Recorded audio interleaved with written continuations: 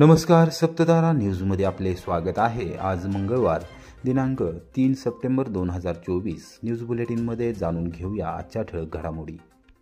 श्री क्षेत्र त्रिपुटे येथे सद्गुरू परब्रह्म गोपाळनाथ महाराज पुण्यतिथी महोत्सवामध्ये भाविक ग्रामस्थांच्या उपस्थितीत पालखीची ग्रामप्रदक्षिणा। गुरुवर्य अण्णासाहेब महाराज प्रवर्तित श्री सद्गुरू परब्रह्म गोपाळनाथ महाराज पुण्यतिथी महोत्सवामध्ये श्रीनाथ संस्थान परमपावन श्री क्षेत्र त्रिपुटे येथे सद्गुरू परब्रह्म गोपाळनाथ महाराज पुण्यतिथी महोत्सवामध्ये मंगळवारी दुपारी 1 वाजता भाविक ग्रामस्थांच्या उपस्थितीमध्ये पालखीची ग्रामप्रदक्षिणा झाली। पालखी सोहळ्याचे दर्शन घेण्यासाठी मोठी गर्दी उसळली होती।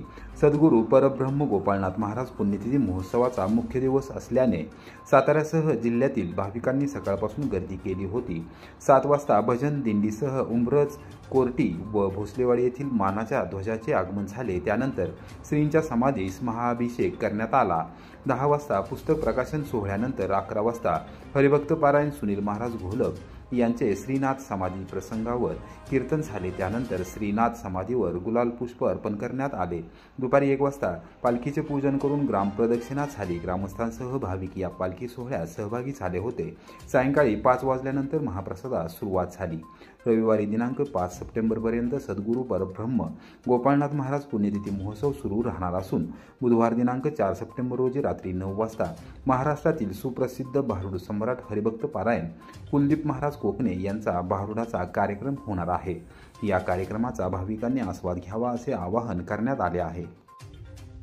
श्री क्षेत्र कोरेगाव येथे सद्गुरू परमपूज्य पुरणगिरी महाराज यांचा पुण्यतिथी उत्सव साजरा। साधू महंतांची उपस्थिती। कोरेगाव येथील नवीन एसटी बसस्थानकासमोर असलेल्या श्री पंचदशनाम जुना आखाडा श्री शनी हनुमानजी मंदिरामध्ये सद्गुरू परमपूज्य पुरणगिरी महाराज यांचा पुण्यतिथी उत्सव मंगळवारी दुपारी 12 वाजता साजरा करण्यात आला। यावेळी संपूर्ण सातारा जिल्ह्यातील साधू महंतांची उपस्थिती होती। पुण्यतिथी महोत्सवाचा मुख्य दिवस असल्याने साताऱ्यासह जिल्ह्यातील भाविकांनी सकाळपासून गर्दी केली होती। दुपारी 12 वाजता समाधीवर पुष्प अर्पण करण्यात आले। श्री थिटे गुरुजी यांनी पौरोहित्य केले। सुवर्णनगरी पुशेगाव येथील श्री सेवागिरी देवस्थानचे मठाधिपती परमपूज्य सुंदरगिरी महाराज, कुमठे येथील मठाधिपती परमपूज्य फतेनाथजी महाराज यांच्यासह साधू महंत नवनाथ मामा बर्गे, अरविंद रत्नपारखी, सतीश बोराटे, राजाभाऊ पिसाळ, अभिजित बर्गे, हरी सुतार, विठू माऊली यांनी धार्मिक विधी केले। माजी मंत्री आमदार शशिकांत शिंदे यांनी सद्गुरू परमपूज्य पुरणगिरी महाराज यांच्या समाधीचे दर्शन घेऊन अभिवादन केले। त्यानंतर महाप्रसादास सुरुवात झाली। एसटी कर्मचाऱ्यांच्या आंदोलनाबाबत सरकारने भूमिका जाहीर करावी, आमदार शशिकांत शिंदे यांची मागणी। कोरेगावात आंदोलनस्थळी दिली भेट। ग्रामीण भागात लालपरी ही सर्वसामान्य गरीब आणि मध्यमवर्गीयांची अर्थवाहिनी आहे। राज्य सरकारने नेहमी त्यात बदल करणे गरजेचे असून त्यात अडचणी असतील तर त्या दूर केल्या पाहिजेत। राज्य सरकारची धोरणे आहेत, काही भूमिका आहे ती स्पष्ट करणे गरजेचे असून एसटी कर्मचाऱ्यांच्या आंदोलनाबाबत सरकारने भूमिका जाहीर करावी अशी मागणी राष्ट्रवादी काँग्रेस शरदचंद्र पवार पक्षाचे नेते माजी मंत्री आमदार शशिकांत शिंदे यांनी केली। महाराष्ट्र राज्य मार्ग परिवहन महामंडळाच्या कर्मचाऱ्यांनी आपल्या विविध मागण्यांसाठी कृती समितीच्या नेतृत्वाखाली मंगळवारपासून आंदोलनास सुरुवात करण्यात आली आहे। त्या पार्श्वभूमीवर कोरेगाव एसटी आगारास आमदार शिंदे यांनी सायंकाळी 5 वाजता भेट देऊन आंदोलनकर्त्या कर्मचाऱ्यांशी संवाद साधला। आंदोलनाला पाठिंबा देत राज्य सरकारच्या एसटी महामंडळाविषयी असलेल्या भूमिकेचा तीव्र शब्दात निषेध केला। यावेळी त्यांनी अर्धा तास आंदोलनस्थळी थांबत कर्मचाऱ्यांचे प्रश्न जाणून घेतले, तसेच मागण्या काय आहेत याबाबत विचारणा केली। राज्य सरकारने एसटी महामंडळाला सापत्न वागणूक देण्यास सुरुवात केली आहे।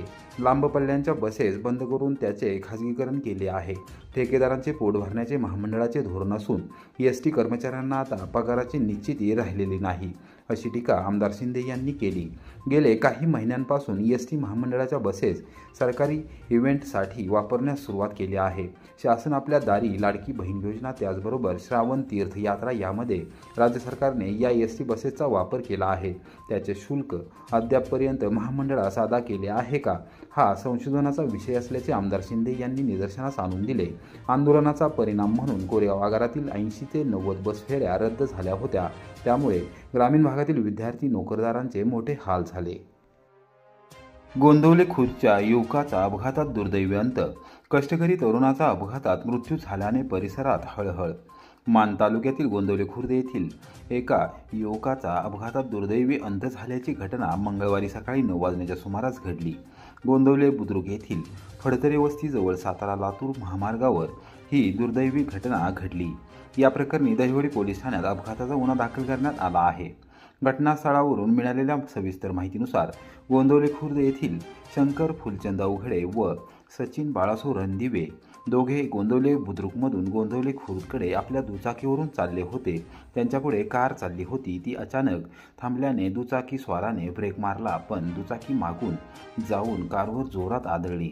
त्यामुळे मागे बसलेला शंकर फुलचंद अवघडे हा मागे रस्त्यावर पडला, पण गाडीची धडक झाल्यानंतर रस्त्याच्या मध्यभागी पडलेला सचिन बाळासो रणदिवे याच्या अंगावरून आयशर टेम्पो गेल्याने तो गंभीर जखमी झाला होता। त्याला तात्काळ कारमधून रुग्णालयात उपचारासाठी दाखल केले, मात्र उपचारादरम्यान त्याचा दुर्दैवी अंत झाला। सचिन रणदिवे यांच्या पश्चात आई, पत्नी, 2 मुली आणि 6 महिन्याचा छोटा मुलगा असा परिवार आहे। निर्व्यसनी आणि कष्टकरी तरुण म्हणून गावात सर्व परिचित असलेल्या सचिनच्या या दुर्दैवी अंतामुळे हळहळ व्यक्त होत आहे।